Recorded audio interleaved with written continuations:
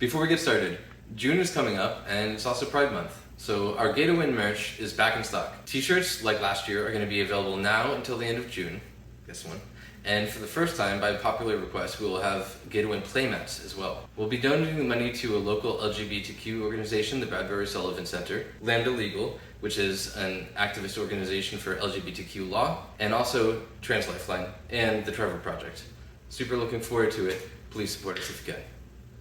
This podcast was brought to you by Dragon Shield. Use code PLAYTOWIN5 at the affiliate link down below for 5% off to help support the show. Welcome to the Play to Win podcast, where we talk about winning in cEDH. I'm Cam. I'm Dylan. And I'm Tyler. This week, we are talking about a tournament that we all went to, our tournament at Cloud City. We're going to do a tournament recap about our recent cEDH tournament at Cloud City Games in Stroudsburg, which was a blast.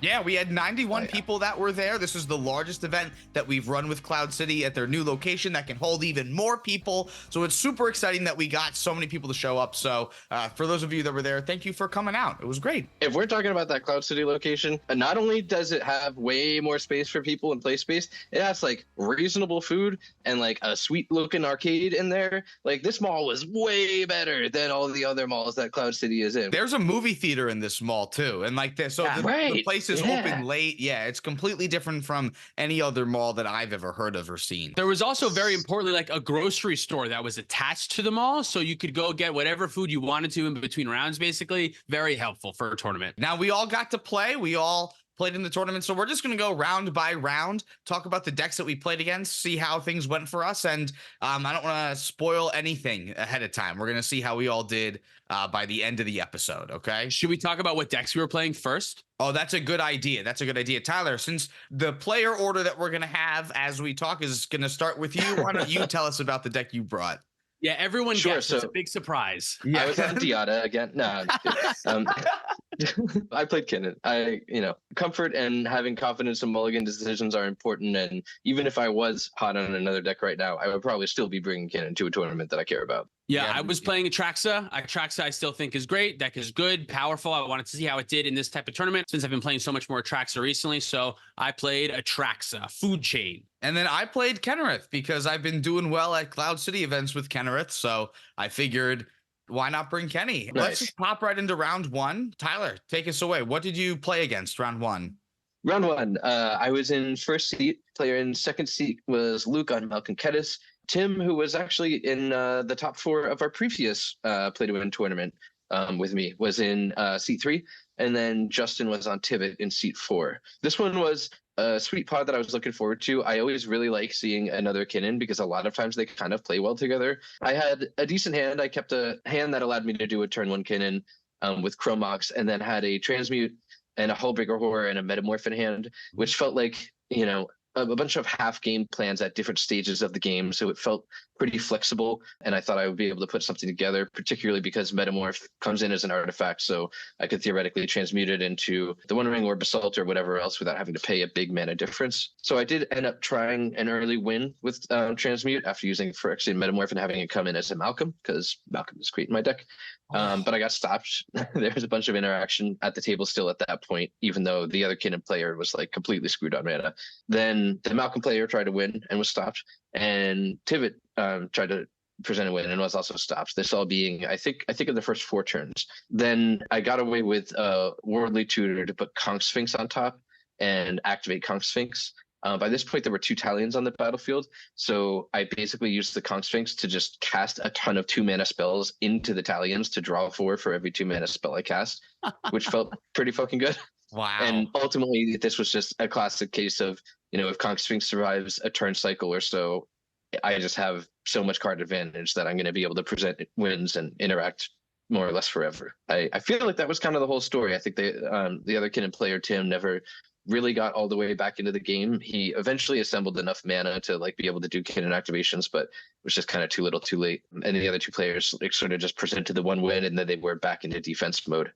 So that's kind of how it's seen from my perspective. It's always nice when a couple people get a chance to present a win. It feels like a more meaningful victory when you're not just dominating the whole thing or something. You won, right? Did you say that? I don't know if I spaced out for a second. Maybe I didn't say that. Yes, I won. Okay. You won. Okay. It's probably implied by when you said you had a consecrated Sphinx out and you were forcing your opponent to draw to make you draw more. That's kind of implied. That's where it was. I wasn't sure if you actually said you won the game, though. Should I lead with that or should I say that at the end? What did you actually win with? Do you remember like how you actually closed it out, or was it just like 30 cards in hand and that's it? I believe I ended up going off with a Hullbreaker Horror Loop and, using that to stop interaction that was pointed at my stuff on the winning turn. Consecrated Sphinx is what I took out of that, what you just said to me now. And I think probably what we'll take out of like a good chunk of your day maybe is Consecrated Sphinx. Is if we're in mid-range hell, talk about the king of mid-range hell. Consecrated Sphinx is just so good. With so many different card advantage engines that are out there just running the entire format right now, like Consecrated Sphinx feels like the best way to make sure that you're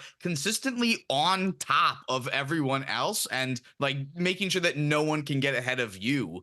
It's funny because, in mid-range hell, like so many decks think they're running every good card advantage engine they can. But the thing is, like, there are two that just basically only can run, and they're Consecrated Sphinx and Nezahal. And, like, they cost a lot, but we make a lot of mana, and they are just like, man, you think Rhystic Study's good? Like, fucking Nezahal, bro. Yeah, a Rhystic Study that can protect itself, like that's and attack for 7 wild. Sometimes. Yeah, definitely. Yeah. That was instant speed because you got it off Kinnan. Yeah, that's wild. Cam, how about you? How'd your first round go? Geez, what was my first round? Oh, right. Okay, so I was going last immediately in round 1. So I thought my day was going to be off to a bad start. So I'm up against a Marnius deck, a Rog Thrasios deck, Rograk Thrasios, and then an Atali deck, and then it's me. I kept a hand that had Imperial Seal, it had Force of Will and a blue card, and I had a meal in my hand. So I'm looking at a hand that can combo off with Dockside if I can find a window and enough artifacts in play. But my turn 1 draw is Esper Sentinel. So immediately I had to draw that out. And unfortunately got Bowmastered also pretty much immediately. So turn 2 comes around and I Imperial Seal for Dockside Extortionist because part of me forgets that I have an Atali player that's next to me that I have to worry about. But we get around to Atali, and luckily I have Force of Will, and that's enough to stop Atali in its tracks for me to draw and then cast that Dockside Extortionist. And of course, Atali was, I said they were able to cast Atali, right? So it obviously means that they cast Mana Crypt and like a ton of other artifacts to get themselves there. So Dockside for 6 was enough to get me a meal out, and then I still had enough mana that I could immediately go infinite. I think the Bowmaster from Marnius thought that they were going to get me for a second because I'm like, oh, I'm going to draw my whole deck. And they're like, Bowmaster triggers. I'm like, oh, I forgot. I'm already infinite. Okay, let me gain an infinite amount of life so that you can't just like take me out with your Bowmaster triggers. And then still in response to everything, I can draw in response to all these other Bowmaster triggers, and I can still get everything I need to win the game. So cleaned it up thanks to a little bit of help from variants and my Rog Thrasios opponent not really doing too much outside of playing loot, which was not very helpful for them that game. Dockside is good, is what my takeaway was from what you just said. Dockside Extortion is a good card. Yeah, Dockside Extortionist is still a good card. Who'd have thought? Especially with Emil. That's obviously like the easiest combo piece with Dockside, but I feel like it made that game from what you explained. I don't know if like maybe wouldn't have been winnable to like very, very winnable just from like that existence. That's the thing. Yeah, the Esper Sentinel is what made me think that like I was actually going to have a chance that game, and then losing it really like made me think, okay, well, if I can't get this Dockside Extortionist thing off, like I'm not going to be able to go anywhere. But having opponents that are forced to play artifacts as mana sources to progress into their game plan is super helpful when Dockside Extortionist is your main plan. Yeah, that makes sense. So we got there. We went 1-0 to start off. Nice. Good job, Cameron. I'm proud of you. Thank you. Thanks, Dad. My first round was Tivit, Oscar, like the blue-black Oscar. And then I'm on Atraxa, obviously. And I'm going 4th, and I take my second 7. So right away, I immediately knew, like, I'm starting the day in the quota of mid-range hell, like 2 Tivit players and a blue-black player. There was a turn 1 Mystic Remora from the first Tivit player, turn 2 Ristic Study from the other Tivit player. I had a turn 2 Ring and the Oscar player, a very early Shieldred, which made all of our draws, my 1 Ring, the Mystic Remora, the Ristic Study, all be very taxed. But the issue was the second Tivit player had also a very early Smothering Tide, which allowed them to get way ahead on mana, whereas like we were getting cards and the Oscar player was dealing a lot of damage. They were able to get like crazy ahead on mana, especially with the Smothering Tide with the draws. It was absolutely nuts. It's funny, you mentioned like the Consecrated Sphinx earlier, and everyone talks so much about how Shieldred is really great in Touristic Study, and I've said that too, and it's kind of true, but a lot of the times the Shieldred, it didn't actually stop anything. Like Oscar didn't win that game. It just like made it very difficult for a couple people to draw a big chunk of cards, but they were still able to draw those cards. Whereas like Consecrated Sphinx is such a good answer for the card draw engines because you end up getting more of what thereafter. Like the life loss, who cares if you made them lose 30 life? They still drew 15 cards. Like they can still win the game. They don't need all that life. It's a resource. So yeah, the more I see Consecrated Sphinx, the more I'm like, should I be finding other ways to get Consecrated Sphinx into play? The way the game went, I was only able to tap the One Ring 2 times because of the Shieldred and other stuff. I was just immediately at such a low life total, and with both the Tivit players out, they could just kill me. So I wasn't able to draw enough cards for my One Ring. I could have tapped out for an Atraxa on turn 3, but it felt like it wasn't a good time. Everyone had a bunch of mana open with a bunch of card advantage engines out, so I didn't want to just like give someone the game with the mana drain, and everyone's playing blue deck. We all have Phantasmal Image. I wasn't ready to just like jam Atraxa into nothing and then like maybe not be able to win the game and then somebody else wins off of me, so I didn't want to do that. I went for a turn 4 Atraxa instead, and I was actually pretty close. I was able to secure like for turn 5, I had a win with double protection set up,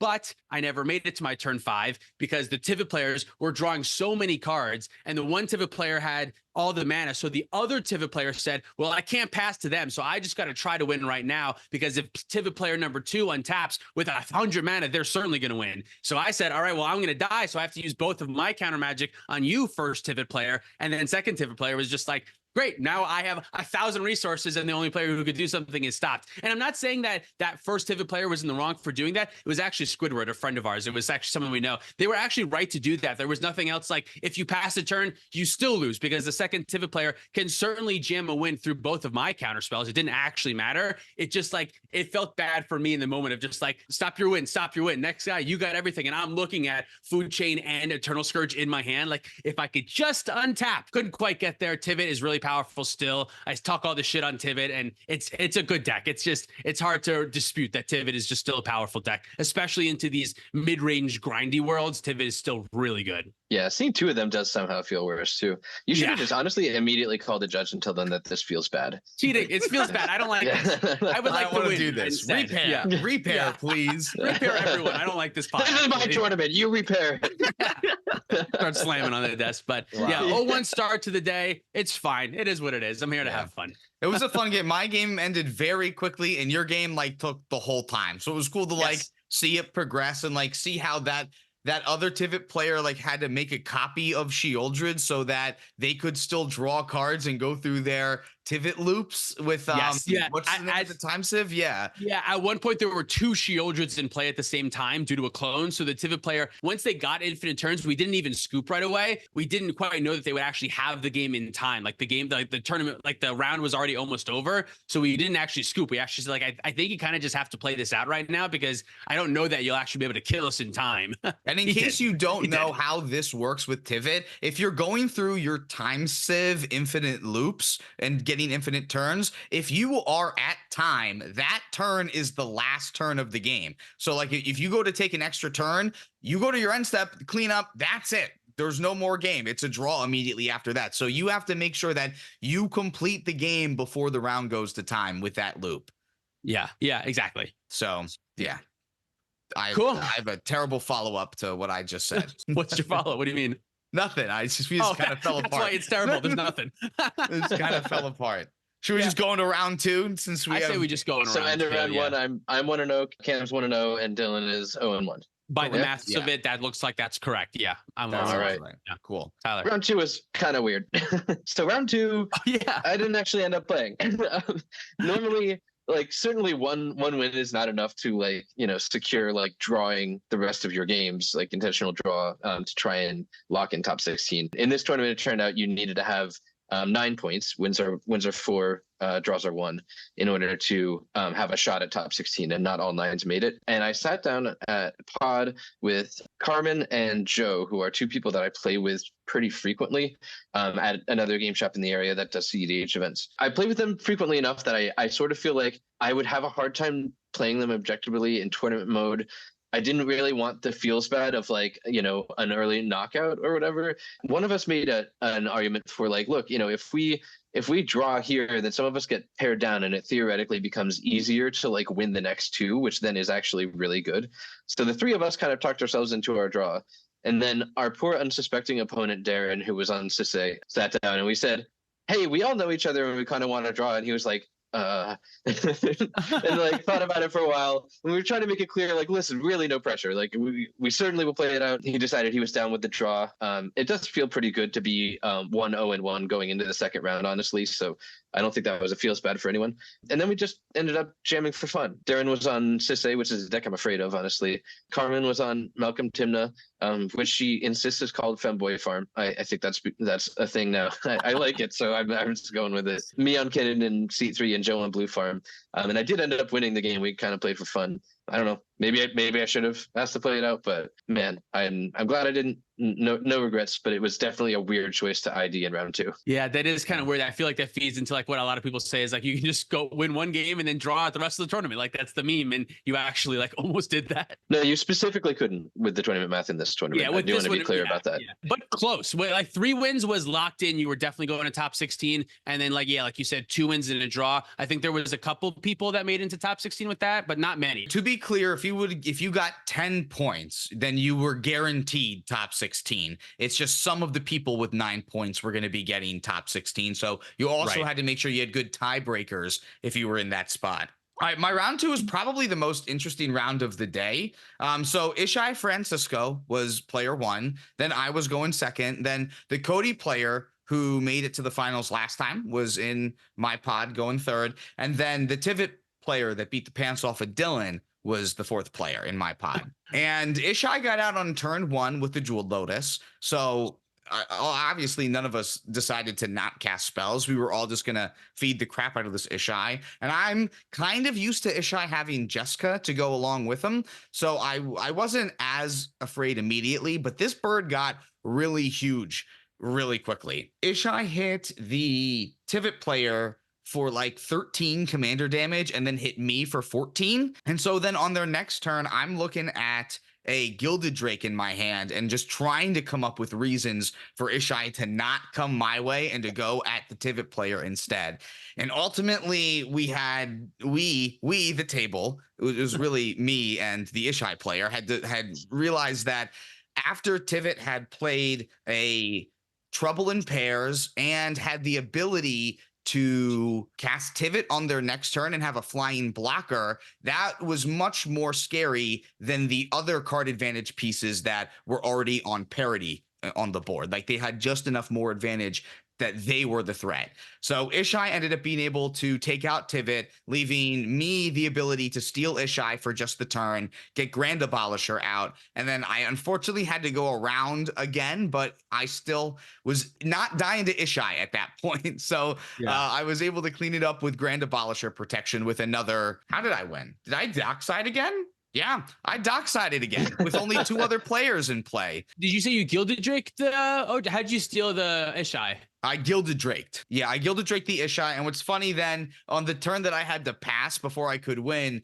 Ishai had got Gilded Draked back. So I was still under another clock again, but we were able to get there still. Yeah, Ishai can be scary. The deck is pretty sweet, though. Like, it's not a combination that was really on my radar at all. I played against it later. We'll get there, but, like, sweet game. Yeah, it really is a cool deck. Francisco is really cool to have a 1-card win condition, and then having Ishai is just, like, another way to give you access to really good colors and have, like, an actual threat in the command zone, too. I think it's pretty good. I kind of forget sometimes that having Francisco in your command zone and Walking Ballista and Agatha Soul Cauldron in your deck means that you have effectively a 2-card win condition with your commander, but just having that black partner means you have so many other options of how to win the game now because of Francisco. So there's a lot more than just Grixis Francisco, which is kind of the main thing that I've seen, I think. Yeah, I think it's a good take on it. But I'm 2-0. I'm going into the next round at 2-0, which feels awesome. Out of your next 3 games, you can draw 2 of them, and someone is probably going to want to do that at one of those pods. So you're pretty in a good spot for a top 16 at this point, I would say. Yeah, definitely in one of the better situations I could have gotten myself into. Well, Yeah. the best. The best. If I'm being honest, this was the best thing that could have happened is you win the first 2. And Dylan, what was your round 2 like?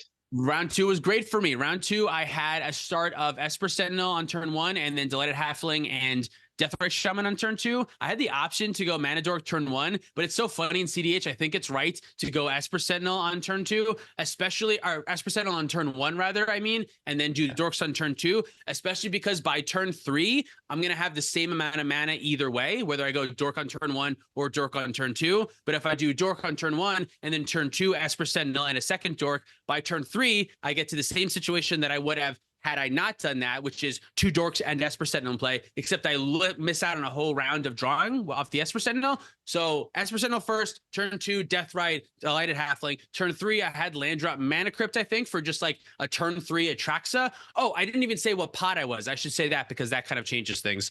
Anala, Animar, and Ishai, Jessica Ishai. Who went first? That I don't know. I can't guarantee I remember exactly which tournament I went in. But I do know that it was Animar. I do know that it was Anala, and I do know that it was Jessica Ishai. Fortunately for me, the Anala player didn't do a ton that game. They were probably still realistically very close to winning because that's how Anala kind of works. But they kind of didn't make any real like actions that impacted the game a whole ton. What was very interesting, so the Animar player had a very early ancestral statue, so they were able to make their Animar infinitely large, but they couldn't do anything else with that. At this point, I was very scary because the only untapped creatures that I had were white creatures, and Animar is pro-white. But the Animar player decided, along with a little bit of like talking maybe for me, that the Ishai player was the player that they should kill because doing this Animar loop means that Ishai is also enormously big. And it was kind of a situation where they knew that they had to kill either me or the Ishai player. I had just cast the Atraxa, and I did in fact reveal Mystical Tutor Thassa's Oracle, so they knew I had a way to get to the win, but I didn't have enough mana quite yet to do it. But they also knew that the Ishai was right there, so if they didn't attack the Ishai player, they're just dead to a flying creature, like right there, right away on the board. So they choose to kill the Ishai player first, which I think does make sense. But throughout the game, I was able to not go for a win that very next turn because my opponent had the Hermit in play that can sacrifice to miscast something. Malevolent Hermit was up and available for my Mystical Tutor, so I did have to pay for that. So I wasn't able to go for the win on turn 4, but I was able to hold up a mana drain. And then after, when I was able to untap for me again, I also held up a Delighted Halfling as a blocker for the Animar, and the Animar player was able to draw a big chunk of cards, but they weren't able to find actual removal, so they couldn't actually kill my Delighted Halfling blocker to get out of the way. So they weren't able to kill me, pass to me, and I had a very easy win, protected Grand Abolisher win after that. So I won my second round. It was a very strange one because Animar is a little bit strange, especially since the Anala player didn't do a whole lot either, but still a cool game, still a cool win. 1-1 is my current record now with Atraxa. So I'm sitting at 2-0. Tyler, you're at 1-0-1. 1-0-1. Dylan's at 1-1. So we're all looking pretty good. We're all looking pretty live still. So now we're going into round 3. Tyler, how did your round 3 go? Round 3, I was playing Squidward. I think one of you was playing. Oh, Dylan played Squidward round 1. In this one, Squidward was on the play, and then in second seat was Mason playing Magnus Carlsen, by which I mean Marnius Calgar, and then there was Matt on Kenrith, and I was in seat 4. I kept a 6 with a Birds of Paradise Cradle invasion for Ikoria, with basically just like a slow plan to get to Seedborn Muse with invasion. It was like a very focused on Seedborn and on spinning kin in hand without much interaction or other options.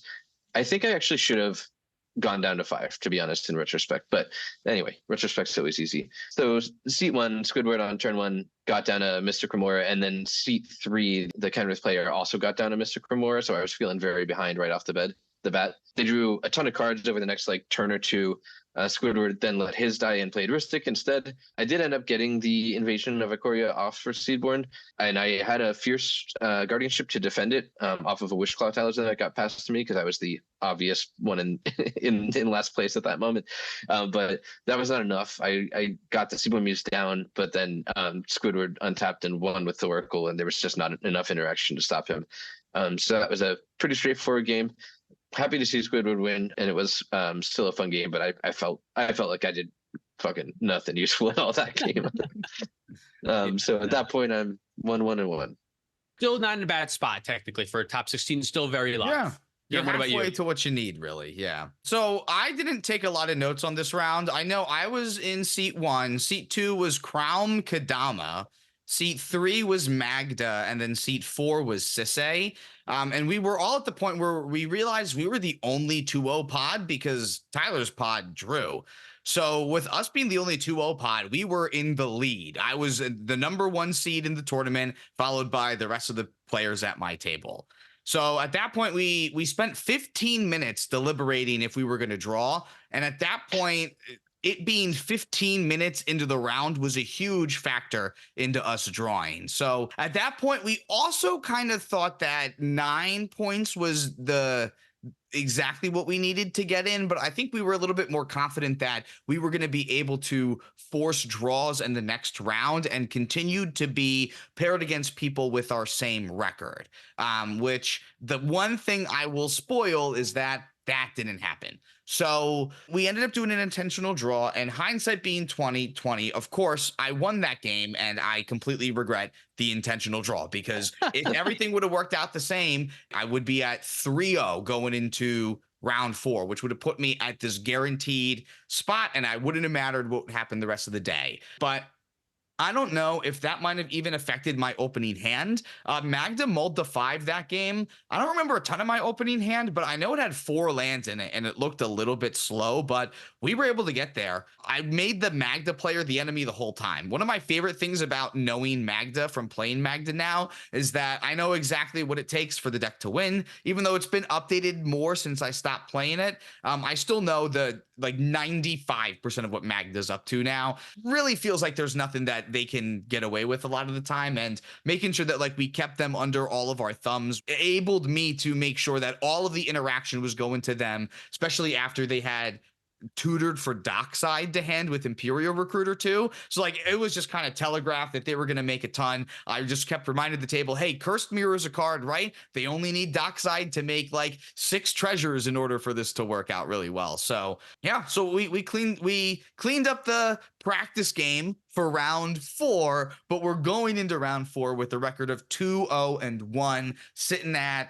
9 points already right there. No, how many points? No, Cam. Yeah, well, 9. Very good. 4 plus 4 plus 1 is 9. Yeah, that's right. Great. Let me double check. Hold on. Yeah, it's right. Okay. I'm gonna have to call my elementary school math teacher to confirm. You're never gonna believe this. It's still right. It's still the same. Holy shit. 4 plus 1 is still 9. It's crazy. Cam, so you said you deliberated for 15 minutes. If you were talking about it for that long, then there's definitely at least someone who was very hesitant to do that, right? The only reason why we were hesitant was because we were trying to do the math. The Kadama Crown player was actively trying to do the math to figure out exactly how many points we were going to need to get into top 16. And we were also trying to figure out if we were actually going to get paired up against other players. Does it change if you win your pod or other pods are drawings? Are there going to be other pods that are 2-0-1? Is that a record that other people are going to have? And are all 4 of us going to be paired up against 9 other players with that record, right? So we're trying to make sure that if we're drawing now, that we're all going to be in a good spot to get into top 16 at that point. And I think we were overthinking it because at that point we just needed one more draw after this. But again, we weren't positive that we were going to see people with our same record. So it was a lot of thinking, a lot of mulling, and there was a lot of just well, hey, 2-1's also not a bad record was the other thing that we were thinking.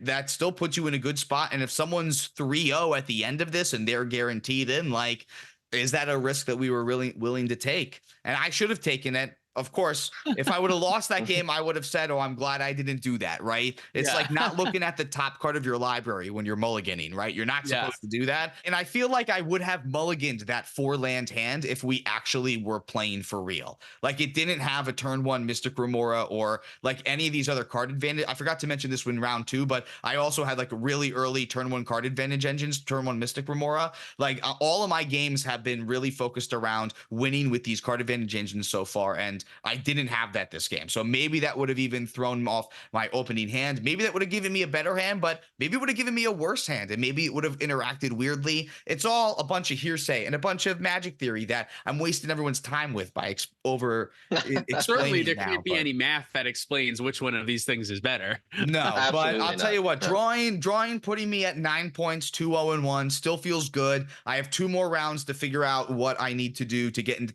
to guarantee top 16. And I feel like being placed at the number 1 seed also really helped my tiebreakers as well, too. So feeling good no matter how round 4 and 5 is going to go. Yeah, especially with like the draw, you're already at 9 points. So you're already like so close to already locking top 16. Like you're right there. For my game 3, it was a little bit different. I was playing against Blue-White Heliod, which was our patron Kawaja was actually on that. I was second in seed order playing Atraxa again. There was a Tasigur player, and then Stella was after that. I kept my first 7. It had Vampiric Tutor on turn 1 for a turn 2 Rhystic Study. I had some extra mana. My turn 2 Rhystic Study gets red blasted. I have Dispel to protect it. And then the Tasigur player, I had both the Tasigur and the Stella player. The Tasigur player also had a miscast for my Dispel protection. So both of the players had blue interaction to stop my turn 2 Rhystic Study. And that was kind of like all my hand did. I had protection for a turn 2 Rhystic Study off of Vampiric Tutor. I'm like, this is good enough. And it was not good enough. So I didn't do a ton for the rest of the game after that happened. I was pretty much done, which is like good on them. They were thinking about like, is this worth like blowing all of our load this early for a Rhystic Study? It absolutely was, because had that Rhystic Study resolved, I felt like I was going to be in a great position, like being able to hold up Dispel, Rhystic Study into a Tasigur, into Stella. Like it would have been really fantastic. Obviously, I like to think of a lot of times Mystic Remora and Rhystic Study as win conditions. That's not like a new, thought process, but think of it like an ad nauseum. You know what I mean? Like if you're playing a turn 1 Rhystic Study, yeah, it's only going to draw 1 card now, and then 2 cards, and then 4 cards, and then 10 cards, and it's way out of hand too quickly. So counter it quickly. But after that, after my Rhystic Study gets countered, Tasigur player Praetor's grasps me, and since it's real life, I don't know what they took. I have no idea. No one at the table knows what they took. Turn goes around. I end up doing nothing because I have nothing to do. I could have dumped some shit out and not really had anything. But after the Tasigur player Praetor's grasps me, I get kind of pretty scared of them. So I'm like, I have this silence in my hands. I can hold it up just in case. First thing that they do is they cast a defense grid. Then they cast the Dark Ritual out of my Praetor's grasp. So we're all thinking, okay, so they have ad nauseum, right? Like if the Dark Ritual resolves, they'll have 5 mana or more at that point with the defense grid out. Like the defense grid is pretty much signaling to us that like this is a win. So I have enough mana. I haven't done anything because I haven't done anything. So I spend 4 mana on a silence through the defense grid in response to the Dark Ritual because I'm afraid of ad nauseum. They say, yes, sure, it happens. The Dark Ritual resolves. They don't cast anything else, so they just pass the turn. But then after that, the Blue-White Heliod player, there is a defense grid in play now, and they have a wheel. And if you don't know how Blue-White Heliod and wheels work, specifically Time Twister, basically means that all of his stuff after the wheel is resolved is only the pips. Everything is 21 mana less to cast.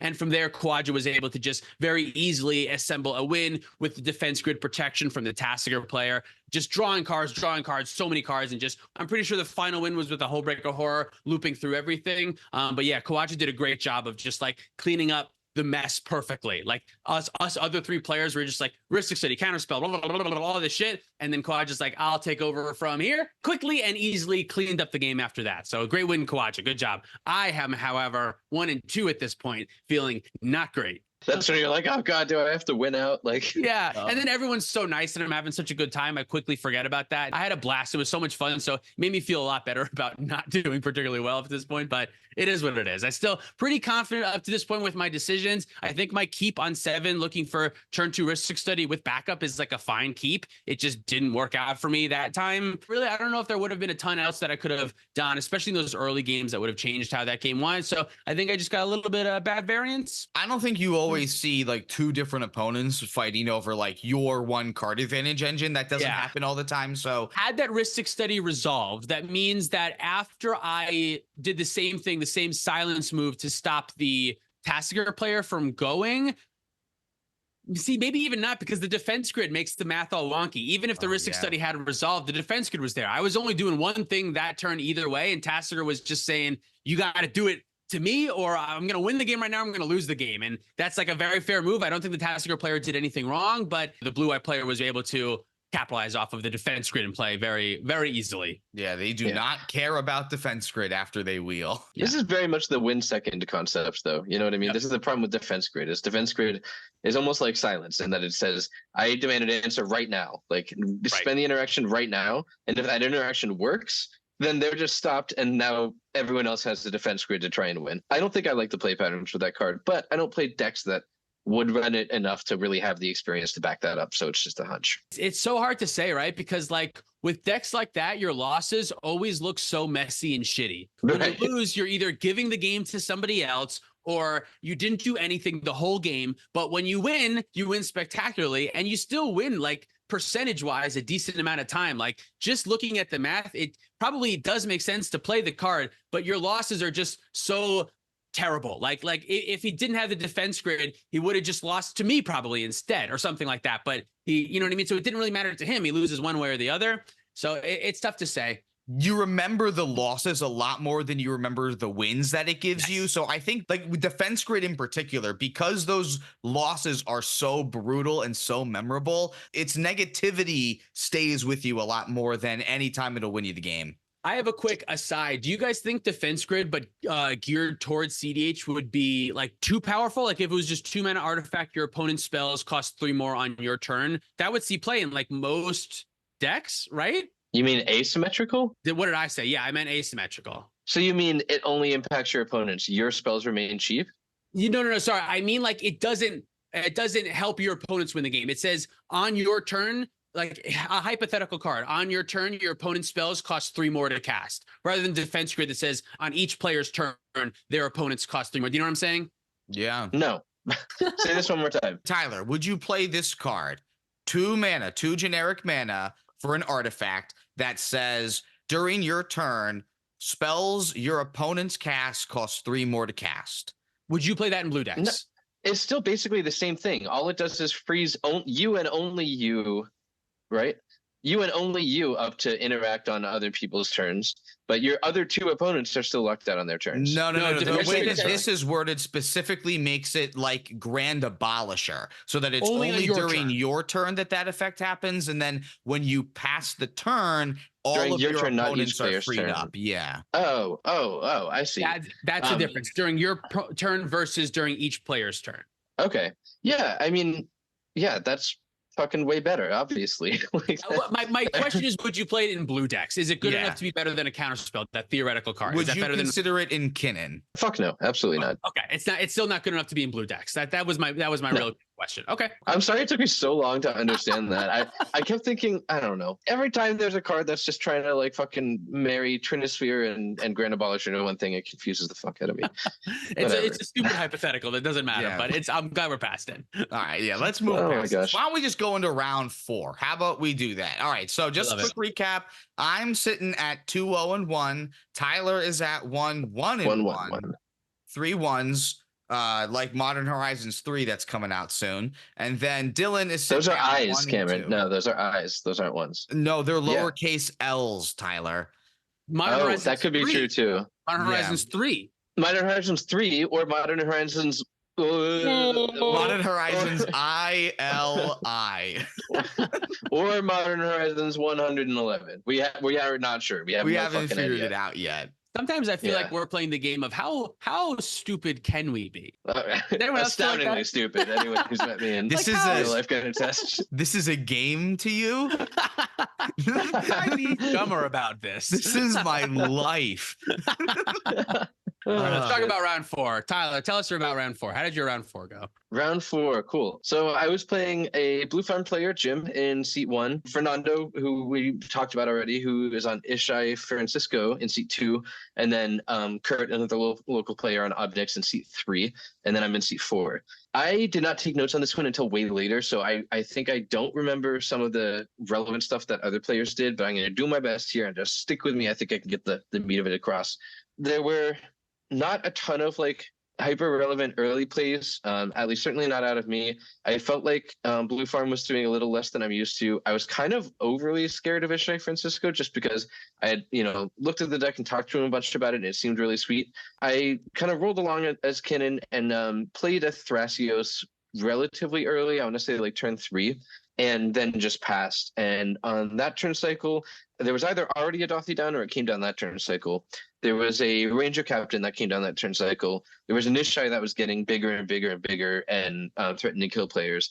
And at this point, Ob Nixilis was out and generating card advantage for Kurt. And I had copied that Ob Nixilis. So this is kind of the board state at the point at which it starts getting interesting. I think right before I go into my turn, I see an uncounterable red spell. I don't remember what it's called, but it deals 4 damage to target white or blue creature pointed at Kinnan. And that goes under Douthie, which makes me really nervous because I'm going for Basalt at this point. I have it in hand. I already have a Thrasios on the field, so that feels like very close. That going under Douthie means that I got stopped not only this time, but I'm likely to get stopped the next time as well. I think that may have been in response to me casting Basalt. Can you guys still hear me? Because I'm not hearing any. Yes. We're not saying anything, so I'm letting you go. You're talking so much. I want to make sure that we don't interrupt. Yeah. What's the name? You know the unaccounterable spell, Cam? I don't remember it's it. Volley, something Volley. Rend Volley? Rending Volley. Rending Volley. Yes, Rending Volley. Yep. Rendering Volley. It's consistently buffering.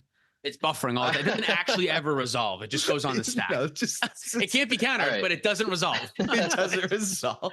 What's the opposite of split second? Whatever that is. Oh yeah, I don't know. Is there? I don't know. That's what it has though. Wait, like nothing ever resolves? Like yeah. But then you can go onto the stack under it. Like, yeah. The stack may not resolve. All right, so Tyler comes out of this round at 1-1-2 after a draw because of that card. Sorry about that. Let me pick back up. The Ishai player's been doing some damage running with Ishai and plays a Ranger Captain. We pass to the Ob Nixilis turn, and they're generating value, playing Kindirect Parasite, all the good stuff that Ob Nix does. On my turn, I cast a Basalt Monolith, and in response, Rending Volley gets cast targeting my Kinnan, which is uncounterable. Can't do anything about that. That kills it. And then it goes under Douthie. So I'm thinking now that they know I have a Basalt hitting the field and Thrasios is already out, there's like no way that this ever gets used on anything else, right? So I'm feeling pretty fucking dead at this point. So I recast Kinnan by tapping the Basalt Monolith, knowing that it's likely to eat the second Rending Volley and honestly just wanting to get it over with and feeling like I've already lost and passed the turn. On the Blue Farm player's turn, they play a Gilded Drake. I'm worried that it's going for Kinnan because I have basically a win on board once I untap Basalt. And they pointed at Ishai, which kind of makes sense because the Ishai player could kill them with commander damage at this point, so they're dead on board to that. There's a Ranger Captain, which means Fernando, the Ishai player, could also go for a protected win. It feels pretty dicey over there. I think we had seen a tutor at this point as well. So they Gilded Drake the Ishai instead. In response, Fernando cracks the Douthie and points the Rending Volley at the Gilded Drake to try and stop this exchange. I can understand why, because Ishai feels like a win con and a really huge weapon in that deck, and you probably don't want to give it away. But then we see a deflecting swat out of the Blue Farm player that points the Rending Volley at the Ranger Captain instead. So it shuts off the possibility of a protected win, but I'm again having the moment of like, I cannot believe this didn't get deflecting swatted to Kinnan. Like right now, I have Kinnan, I have Thrasios, and I have Basalt Monolith, and Basalt Monolith just has to untap. And it becomes clear that our players are both thinking like Ob Nixilis is something that runs a lot of removal and damage spells, and it's rolling at this point. It's exiling cards every turn. So I think they were putting the onus of removal on Kurt, the Ob Nixilis player. But that doesn't end up happening. The swap for Ishai from the Gilded Drake happens. We go to the next turn, and Ishai Francisco cannot, put a win together. I don't think anything huge happened on that turn. And they pass, and then Ob Nixilis, I'm going to say did some dirtling because like they were playing good cards for Ob Nixilis and like things that make the engine better, but didn't do more than improve the engine and passed without casting any removal. I think there was like 1 mana up, so I'm thinking there might still be removal. I'm not really sure. And I get to untap. Of course, Basalt doesn't untap, but I draw for the turn, and I have 6 mana available to me. So I tap 3 and try and put an untapped Basalt on the stack. And I think it was a Chain of Vapor. One piece of interaction gets pointed at either Kinnan or Thrasios, but I still have 3 mana left, so I just put another untap on the stack, and that one resolves. So then I have infinite mana Then I have Infinite Thrasios activations. There was a Bowmaster on the board at this point. So since Thrasios does draw, those triggers go on the stack, which means that I have to win at instant speed because I have to win over top of all those triggers so they don't like kill me or whatever. But fortunately, I'm on an instant speed way to win at this point by using a combination of crop rotation and endurance and emergence zone to do all the things, generate all the mana, create all the stuff, and then mill opponents out with Cephalid Coliseum. It's a weird and unfortunate and complicated line. And that was that. But I really feel like I shouldn't have gotten away with it, to be honest. That's how you do well in tournaments, though. Sometimes you do good, and then other games you get a little bit lucky, and you combine those two things, and that's how you make a run, I feel like. You got to combine both that stuff. And I definitely didn't get lucky again in this tournament. Not at all. So you are at this point 2-1-1, correct? 2-1-1. Yeah, feeling not bad. I'm feeling at this point, that motherfucker's going to do it again. Tyler won the last tournament. At this point, I'm thinking that motherfucker's going to win a second one. It cannot happen. We knew that 9 points was not a lock at this point. I think people had done enough math to say, I don't think all 9 pointers make it. So I'm going, I really need one more win, or I really need my next pod to be willing to intentional draw. And I thought they would be, but we'll get there. Cam, how was your round 2? Round 4. So round 4. Round 2. Sorry. So my round 4, it was Blue Farm and then me and then Tivit and then Shorakai. So I had a pretty good start. I start off with Lotho and Mystic Remora really early in the game, and I'm able to jam Smothering Tithe very early then as well too. God, and really the only thing, have everything. I started off very powerful, right? And there's a Mystic Remora on Blue Farm side of things, so they're consistently feeding me treasures as they're getting cards. Tivit and Shorakai kind of felt a little bit behind, and I got to a point where I was able to cast both Kenrith and Seedborn Muse on the same turn, which felt amazing. I feel like I can pass the turn and I can feel like I'm in a great spot. But of course, Tivit is able to sneak in an opportunity for them to get Time Sieve into play. And I don't have an answer for Time Sieve. They go to take an extra turn, and on that turn's upkeep, I go to untap. And I decided this is the only chance that I have to try to win the game, because otherwise I'm going to lose to this combo that's on the board. So I have to Mystical Tutor for Born Upon the Wind and then draw that card with Kenrith to get Born Upon the Wind into my hand so I can cast Born Upon the Wind. Now is when the humongous interaction chain starts, as all of my opponents have something to say before this Born Upon the Wind resolves. So I go through a ton of my interaction. There's a ton of triggers from both my Mystic Remora, Blue Farm's Mystic Remora, and Archivist of Ogma that Tivit still was able to flash in, so they're able to get some cards off of us, like tutoring for lands while we're trying to get extra mana too. As my Born Upon the Wind resolves and I'm able to, cast other things, the final Archivist of Ogma trigger that's on the stack is the exact draw that Tivit needed to get Force of Negation to counter my tutor that I'm casting, my Demonic Tutor at instant speed. I'm sorry, it wasn't a D tutor. I was able to instant speed Finale of Devastation for 2. I just want to confirm that the Archivist of Ogma drew off of another tutor, not the Finale of Devastation tutor, because correct. This was not from the Finale of Devastation. It was from some other fetch or something. This was some other fetch or something that it had triggered over. That's my big issue with Archivist of Ogma, because when tutors come, it can't actually do anything against the tutor because the tutor resolves before you draw the card, which is why I'm hesitant on the card sometimes. So I just want to double check, but continue. Right. Sorry. Yeah. If I would have gone to get Grand Abolisher, you can't do anything with the card that you draw, right? But that last trigger is exactly what they needed to have the Force of Negation for my Finale of Devastation. So now I'm like, okay, well, I have to use this Demonic Consultation in my hand to not win, but I have to use it to try to find my backup win condition right now. So I name Underworld Breach, and I flip over 2 cards, and there's LED, and then I flip over 6 cards, and there's Underworld Breach. So the entirety of my library goes away, and now there's absolutely nothing I can do. I wrote in my notes, piss luck, because that's all that it was. That last counter that was stopping my tutor is, of course it was there, and not 1 card lower in their library. And of course, Underworld Breach was also not 1 card lower in my library. So luck was not there. Not feeling great going into round 5. Overall, it was an incredible window of opportunity that made me really happy that I did include Born Upon the Wind in the deck, because a conversation earlier on the podcast where we talked about Seedborn Muse and Born Upon the Wind like working super well together really made me think about that card again, and that made me very happy that I had that. So at this point, you are 2-1-1?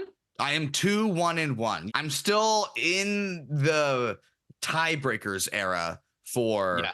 top 16. I'm not guaranteed technically yet. So Right. a little But bit nervous going into round 5 then. Still looking for a draw, hoping that there's more people with my record, but I'm very nervous going into the last round. And at this point, Cameron. even if you win, you'll definitely make top 16. If you draw, you'll definitely make it. But even if you lose, there's a world where you could theoretically made top 16 in the next round, right? Yeah, so I probably should have still felt a lot better than I did going into this last round, but nothing in this world is guaranteed. And if I know anything about how round 4 went, my luck took an immediate turn. So I need to make sure that I'm actually going to do well in the last game if I'm going to be pared down. I wanted to ask Cam, was it Ryan, the Tivit player in your pod that time with glasses that I ended up playing later on? It could have been. I'm not sure. Yeah, if you know. I think that game did get him into top 16, so I think that might have been him. Dylan, how about you? Dylan, tell me about your round 4. At this point, I am playing against Zergo and Ojutai is one of the decks that I'm playing against, which I do not know how that deck operates. The only thing I can assume is that we're doing card advantage stuff. I also see Malcolm and Kedis, me, and then a Kinnan player. So I'm like, okay, Kinnan, I know how to beat Kinnan. This is great. We can do this. I mulligan to 5. No, you don't.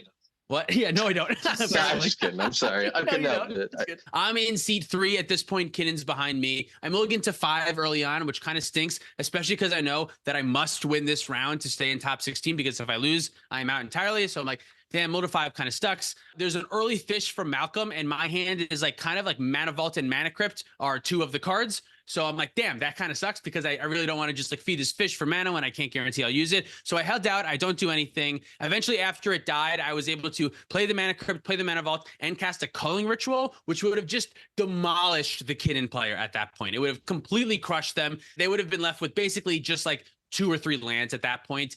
But the unfortunate part is the Malcolm Kedis player and the Zergo player also would have been devastated by this move. To be honest, on board, I looked like I was getting devastated by this move as well. Although in my hand, my follow-up play obviously was going to be nutso. It was going to be like an Orcish Bowmaster, the One Ring, and one more card that I could have cast with that black and green mana. But I didn't really politic super hard, and it's kind of hard to like tell the Malcolm Kedis player who Mystic Remored and also mulligan kind of low that I should let all of their mana get destroyed and give me like 11 mana, even though that it's really devastating to the Kinnan player. So they end up countering my Culling Ritual. I went back and thought, I wonder if there was any way that I could have convinced them to let it resolve. I don't think that there would have been, but unfortunately what happened right after that is the Kinnan player had a couple of options and ended up going with a Nezahal, which didn't super matter, unfortunately, because fucking Zergo and Ojutai, that was a commander I was not expecting, but they got Roaming Throne out. And I don't know if you're aware of how Roaming Throne works, but it doubles all the triggers of your dragons, essentially. And it is also a dragon itself. So with Zergo and Ojutai, as well as the Roaming Throne, he was basically able to quadruple anticipate every time he dealt combat damage with those 2 out. Yeah, really good in a board where like the other 3 players are like quite not able to like really get it going, just because I was on a mulligan to 5 and like all my stuff kind of just got countered. Eventually, the Zergo and Roaming Throne player just like took over the game. They had like an Imperial Recruiter, a Dockside. The Kinnan player had 2 cards left in their hands, and they were good cards, but it just wasn't interaction. I think if I had been able to politic a little bit better and somehow convince the Malcolm Kedis player to let the Culling Ritual resolve, that was really my only shot at that game. And to be honest, I really don't think that would have happened. Even though it would have like demolished the Kinnan player, that wouldn't have been enough. It would have shut them out too. Close, but the Zergo and Ojutai player was just able to like kind of like destroy us with card advantage. And then after getting their Imperial Recruiter into Dockside, into Baron Master Wizard line, they were able to kind of clean up the game state after all the dust had blown over. That's really cool. That deck is growing in popularity. This is like the second time I've heard of this deck now, and it seems super cool that this is a realistic thing you can do in cEDH. It's just card advantage. It's just like it seemed like a mid-rangey control Jeskai build, and instead of going with Elsha top stuff, you're just going with more ways to just like take advantage of the mid-range and attack your opponents with flying creatures and get some extra card advantage. I like the strategy. I like the deck. It seemed really good. The pilot was very good pilot. It was a cool deck to lose to, but a sad loss because I'm at this point out of top 16 contention, which stinks. Bummer. Cool. So round 4, I'm dead. Basically not alive for the tournament anymore. I can no longer make top 16. But Tyler, you are at this point 2-1-1. 2-1-1. Yep. And then Cameron is also 2-1-1. So you guys both need either a draw or ideally a win, but a draw is fine. or maybe even a loss to make it into the top 16 at this point. Tyler, how did your final round go? So going into round 5, I really did want the intentional draw. I was anxious to lock top 16, but we had players who couldn't do that. So we had some 8-point players who were definitely out if they did not have a win. So we played it out. I was in first seat. We had Anton on Tivit in second seat, Adam on the Clam Chowder Sensei in third seat, and then a Tyler who plays Clark Sakashima. I kept a turn 1 Mystic Remora with the turn 2 Elf and lands to play for like a Mystic where I was just going to keep paying for it was the plan. Turn 3 I Gilded Drake Italian, so I kind of felt like I got some draw going, and I still had the Mystic at that point, though I gave it up shortly thereafter. The Tivit player played Aristic and Esper Sentinel and started catching up. So at that point, I was really kind of only worried about Tivit because I felt like I had enough card advantage going that like the other 2 players were kind of getting left behind. So next turn, the Tivit player tutored for Imposture Mech and tried to cast it. And since I had Gilded Drake the Italian, there was a Drake on the field, and I was pretty sure this was coming down as a Gilded Drake for Kinnan. So I forced it, and that left me with only Mindbreak Trap for interaction. And I think I screwed up. I think this was my one play mistake that I regret. The Tivit player then went to play a Smothering Tithe, and I spent the Mindbreak Trap on that. Now, since I was first in turn order and this Tivit player is second, that meant that I'm passing to the 2 other players with no chance of interacting with them, basically. I do have Italian, so there's a chance that I draw more interaction, but at that point I'm thinking, maybe I shouldn't have done that. Maybe I focused too much on this Tivit player because they have the engines to catch up to me, and it felt like no one else could. The very next turn after the Tivit player passed, Sisei won with a Dockside Loop. There was some more interaction from the Tivit player, so that means they had more interaction they could have spent to try and force through the Smothering Tithe and didn't, which I think was smart on their part. And there was a really great try at a Lightning Bolt to stop this Dockside Loop from the Krark Sakashima player. He tried to get both Sisei and Krark with a set of Lightning Bolts, and had that resolved the way he wanted it to, it would have actually stopped the Dockside Loop, but it got through in the end. There weren't enough positive flips on it, so the Sisei player was able to jam an Emil, do the whole Dockside Loop thing and wrap it up. And I had really not read that player as a threat at that point, but that's shame on me because 5-color good stuff like that version in particular like can win out of nowhere when there's not that much on the board. So should have seen that coming. Kind of feel like I misplayed there, and at this point I was pretty sure I was knocked out for the tournament because I'm 2-1-1. I'm at 9 points. My understanding was like some 9-pointers will make it, but I just don't at this point don't know how good my breakers are really compared to everyone else's. They seem to be middle of the road from what I could tell. So I was not feeling great, but still a fun and interesting game with a bunch of good plays. Just not mine. Yeah. Man, what do you say your record was? This point you would have been I'm sorry. This point I had 2-2-1. Yeah, 2-2-1 is where I'm at this point. Sisei was great at that, looking so unassuming and winning out of nowhere. If they can just go infinite on the Dockside, kind of out of nothing, they can win so easily with Sisei. Yeah, Sisei is very underrated deck. I'm building it right now because I've lost that deck enough times and I don't know how it works well enough that I feel like we need to get it into our rotation quickly so we can all learn that deck a little bit better because it's so hard. Cam, what about you? Final round. How did it go? Tell me. Oh, final round. Well, I don't get a pod that wants to draw again because, again, we're paired down. So I'm in the same situation.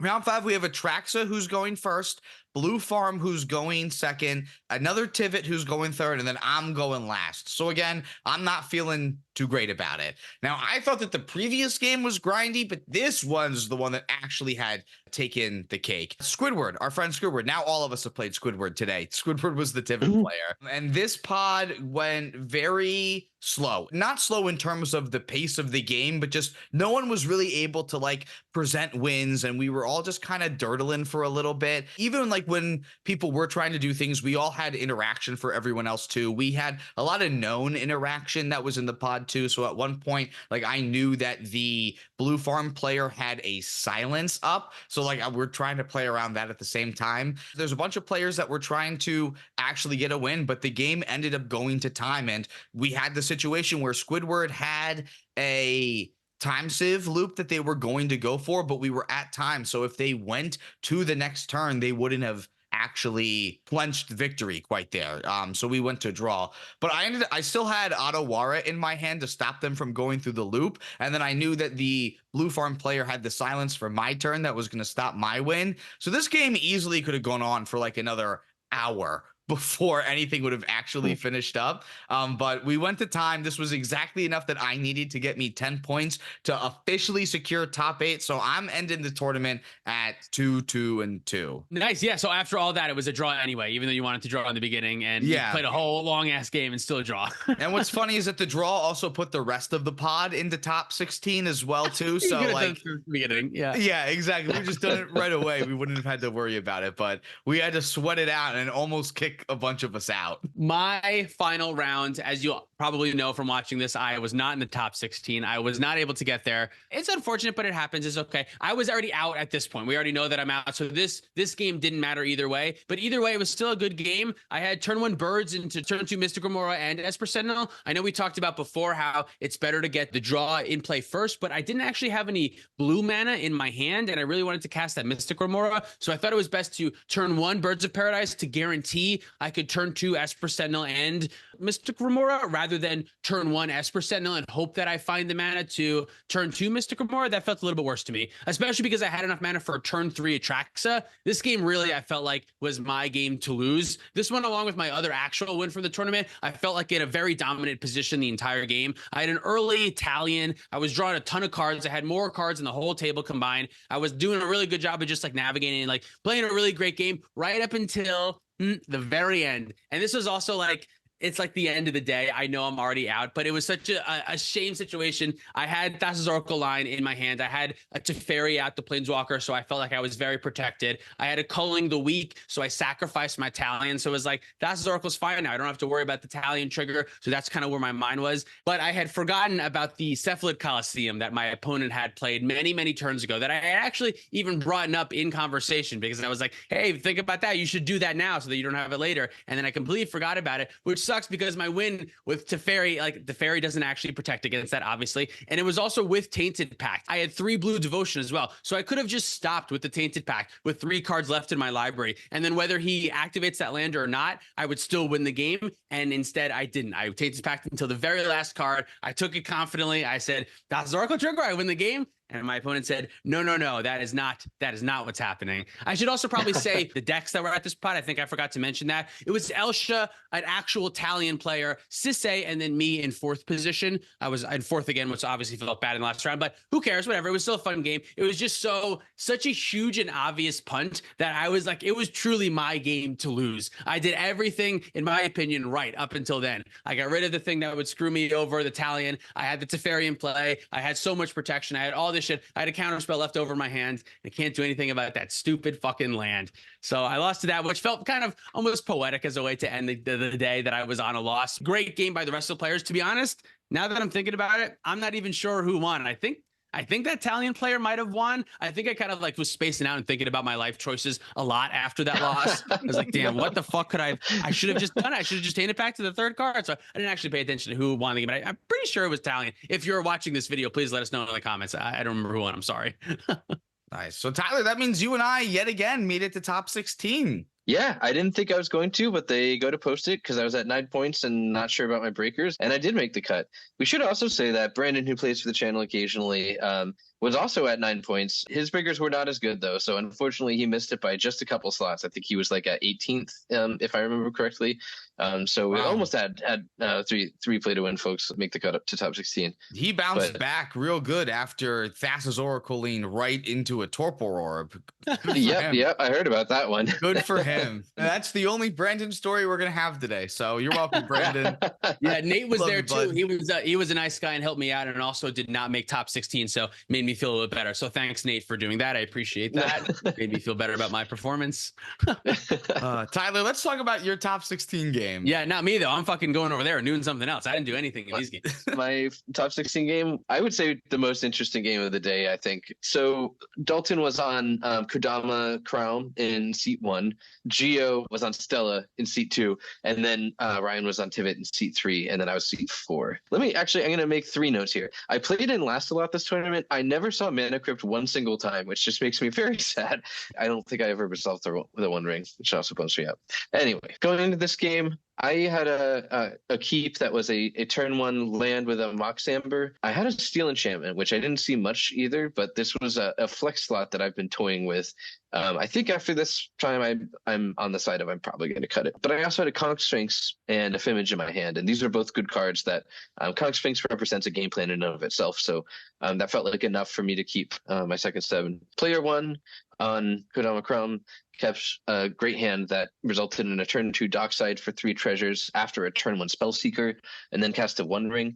So especially with them being on the play, they felt way ahead of everyone else. Stella played Stella and got a Spellskite down in the same first 2 turns. On that turn cycle, I end up imaging the Dockside, which I was surprised I got away with it resolved. I have Cannon out, so those treasures go pretty far. So I hard cast a Conch Sphinx, but that's kind of all the gas I had in my hand at that point. So I was feeling kind of nervous, and I'm now passing back to player 1, Dalton, who had the best start by far, and just hoping that this Conch Sphinx is going to survive. Dalton, who already has the One Ring and his Spellseeker and all this, blah, blah, blah. He plays Gilded Drake and names Conch Sphinx. And it begins to get really, really interesting, in my opinion, from this point. Obviously, my other 2 opponents don't want me to have a Consecrated Sphinx either. But there's one slight upside for them, I think, which is that when Dalton, the player in turn order, who has a Mana Crypt, who has a One Ring and all this jazz, if we make it so that his One Ring is not going unanswered and feels really bad to activate, then that is kind of slowing him down. Noting this, I said to the player 2 on Stella, listen, I know this feels weird, but I think you should Spellskite this Gilded Drake trigger so he doesn't just get to freely draw and then also draw off the Conch Sphinx. Otherwise, we have kind of an unbeatable archenemy situation, and as unpalatable as it is to have one of your opponents have their Conch Sphinx, I think you want one other opponent to be fighting with this guy and not just have it be completely one-sided, we get run over. And that line of reasoning works. I do think it was right, and I also showed him my hand. I think this is underdone, but I showed him my hand and said, listen, these cards are not good. I have a fucking Steel Enchantment and a Crop Rotation and some random bullshit, too many lands. This is not turning into a win imminently. So I think that was, powerfully persuasive. So the Gilded Drake ends up stealing the Spellskite instead. And I also agreed to not interact with the Stella board as a result of this little deal. Player 1 passes to Stella, and Stella goes for a top deck tutor to get the one that untaps and makes a Wicked roll, that sorcery, 2 and a red from Wild Spell Drain, which is one of the 1-card win combos with Stella if you have her activated. But that card has to target Stella, and Geo has just traded away his Spellskite to deal with the Gilded Drake thing. So that ends up being a big, kind of punt in terms of, definitely shouldn't have personal tutored for that and gone for that win, because the Spellskite is an onboard stop to that. That's kind of the end of their turn. At this point, Conch Sphinx is still alive, and I do 2 cards at the beginning of this turn.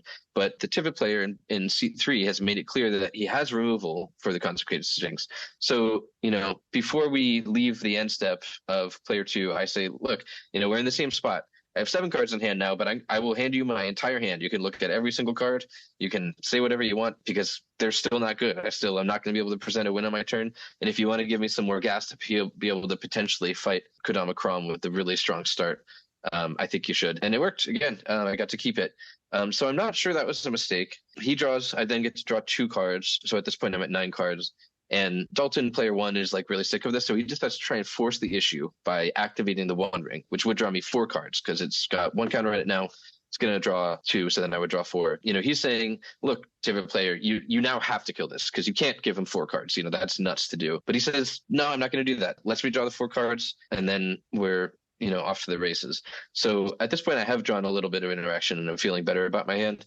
And crucially, even though we know he has removal, the Tivit player decides he's instead going to play Imposture Mech.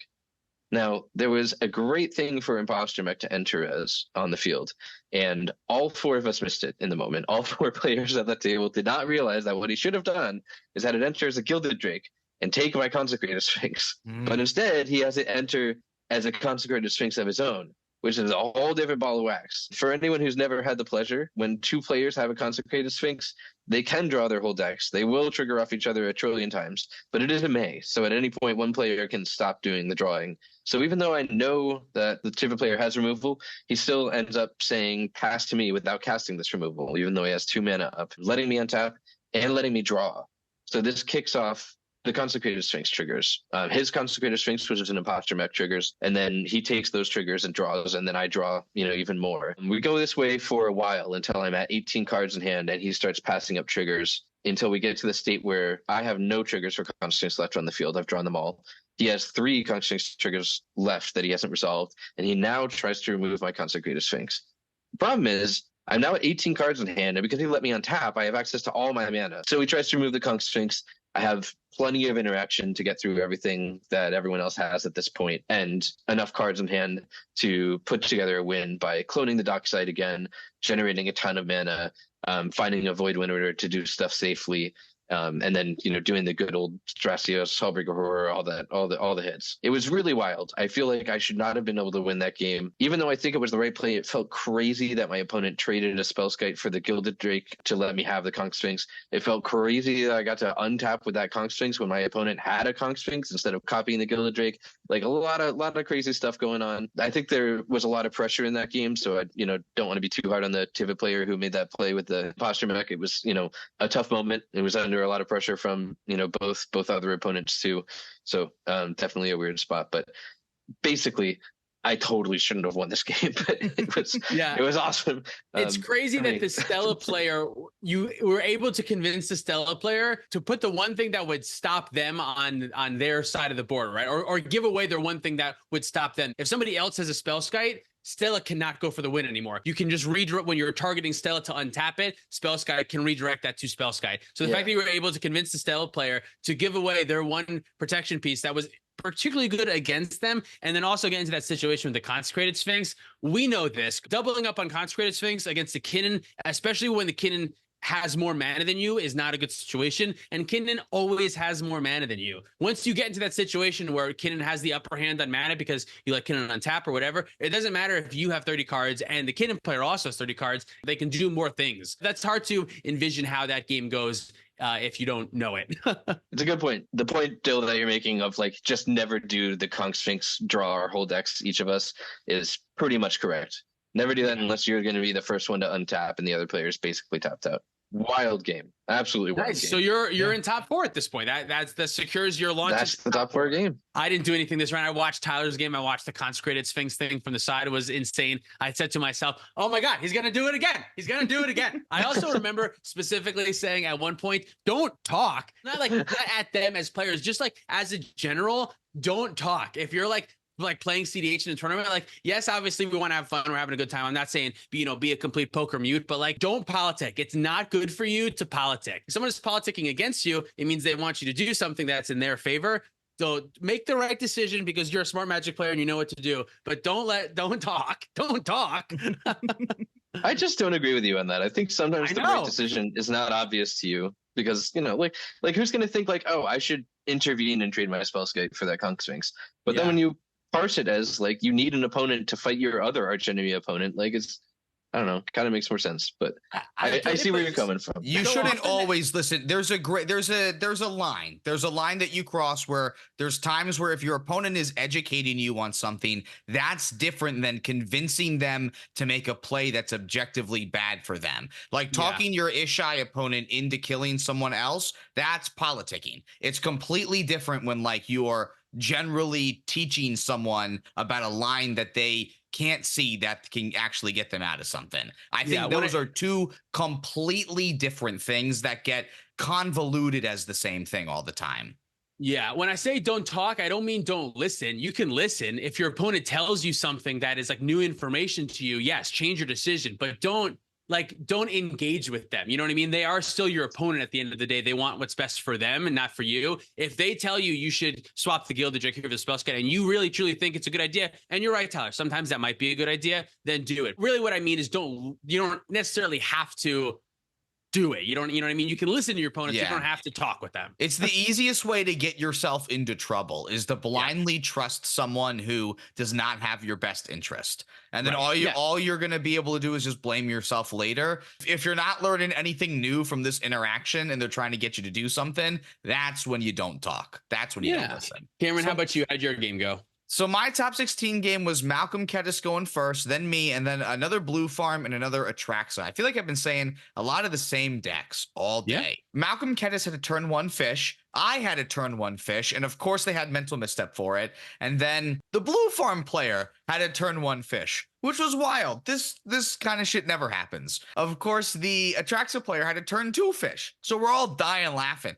We all think this is so funny. On my turn 2, I had the option to either hold up Orcish Bowmaster or play Dranith. And at this point, I figured, well, if I just play Dranith, Malcolm's already in play, but Timna's going to be coming soon, and then I know Atraxa's just down the road. If I can just play Dranith, I don't have to worry about them. Of course, that came to bite me in the ass, because as we're all laughing about how many Mystic Remoras are in play, Malcolm Kedis just goes, oh, well, I just have it. I just have Glinthorn Buccaneer, which doesn't trigger any of these card draw engines in play.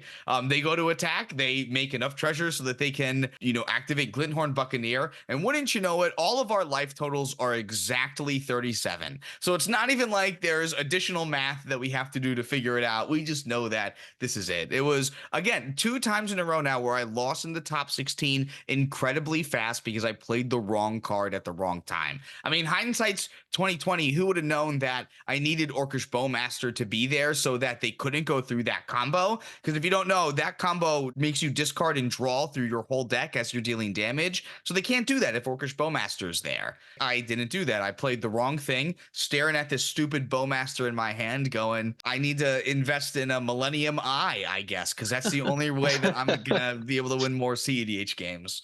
There's no real way to know it. The Orcish Bowmaster does stop a potential win, where Dranith does too. Dranith could also stop potential things. So that's kind of hard to say. Yeah. What really should have tipped me off is, there's 3 Mystic Remoras in play. Don't you think you're going to get a ton of Orcish Bowmaster triggers, Cameron? And then that way you can kill Timna, you can kill Malcolm, and then play Dranith Magistrate, right? That would have been better. The line is very obvious now. Maybe it's not even a hindsight thing. Maybe it was, did you even look at the board and plan ahead a turn? And I probably didn't. I think it was another case of I didn't expect to die so soon, and now every top 16 match I'm going to be in, I got to be more on my toes. I'm getting too relaxed in these top 16 matches, and you can't just make a play because it's good in the moment. You really have to be thinking multiple turns into the future. Yeah, that makes sense. It's hard to do. Tell me about the finals here, Tyler. Well, the finals ended so late that I did not take notes on the finals, and I realized that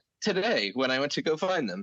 So we're going to see how this goes from memory. For the finals, we had Luke in seat 1. I think his name was Luke. So that was the Malcolm Kedis player. In seat 2, we have Carmen, the Femboy farm that we were talking about earlier, Timna and Malcolm. And then in seat 3, we had the Magda player whose name I cannot remember. It's killing me. Max, that's right. Thank you. So I was in seat 4 yet again so many times this tournament, and my keep was not terribly strong. It was a Chrome Mox into a turn 1 Kinnan without a huge game plan after that. I had some more mana, but it was definitely a hope I get to lay back and activate kind of hand. And it did have a clones that felt really strong lately, so I felt not bad about this, but it might have been better for me to mulligan, but I didn't. So anyway, we saw not a whole ton of action from the Malcolm Kedis player. What I remember is that we did get a very early Malcolm out of Carmen from Boy Farm. She slammed that, I think, turn 1, I want to say. And, the Magda player got to play one of the Artifact Dwarf Chainslings as their turn 1 play, which always makes me a little nervous because that's, one of the really important pieces in that deck. So I was progressing my board pretty slowly, interacting minimally. I think we only got to turn 4, I want to say. I had enough mana to try and play a Void Winnower, but Magda had come down and already had, I think, 3 treasures, and I was feeling like, we're definitely hitting 5 soon. I'm not sure I want to stop other people from interacting with Magda, and I think this is right because Magda definitely benefits from Void Winnower being down, but the problem is that really means that I'm letting everyone else run away with the games in the ways that they can. Unfortunately, Malcolm Kedis, was at 3 mana at this point and really didn't get to do much. The Femboy farm had already gotten Timna down, so the drawing many cards was starting to happen, the engine was starting to rev over there, and I ended up deciding I'm just going to pass and hold up an activation, and that ends up not being great for me. So I pass. I end up having to activate, hoping to interact with a win attempt out of Femboy farm, and failed to do so. The table, it turns out, has just enough interaction between a Magda activation, a Force of Will out of the Malcolm Kedis deck, and the one piece that I did have, which was an offer you can't refuse, to stop a win on Carmen's turn, but on the Magda player's next turn, they basically do the thing where they get to do, their one real activation. They did one activation to interact, but they are able to activate Magda once and find a winning line from there. And after everyone spent their interaction on the previous turn, that was it. I'm not familiar enough with Magda lines to remember this exact one. I know it required a weird untapper, the 3-mana one. Oh, Camp, take it away. I know you know. Yeah. So my favorite part about this game was when Max slammed the Maskwood Nexus just because he had like nothing else going on. And then he's just like, oh yeah, it's a combo piece, but like it does literally nothing right now. And then next thing you know, like his first activation, his only activation that he does is for Battered Golem, which is this artifact that can untap itself and is a dwarf when Maskwood Nexus is in play. I remember there was a moment where you were trying to convince the table to interact with the Maskwood Nexus, and the Magda player was like, no, it's nothing yet. And you were like, but it will be something. And the table didn't listen, and they probably should have that time. Yeah, because it was nothing, but it's a nothing that costs enough mana that like if you're playing it, there's a good reason. And if it's truly nothing and you're playing it because you have nothing better to do, like I just don't believe that. Not on a top 4 table. I miss like a turn cycle in there sometime in my narrative recounting. To be honest, it's a little bit jumbled. Like I said, we ended very late at night, and at this point, I hadn't eaten for like 6 hours or something. And Max was even coming off of like an hour and a half game in the top 16 where like he had... Wasn't it longer than that? I think it was like it probably was. Yeah. He had redirected a Peer into the Abyss on himself and still couldn't win the game. It's wild.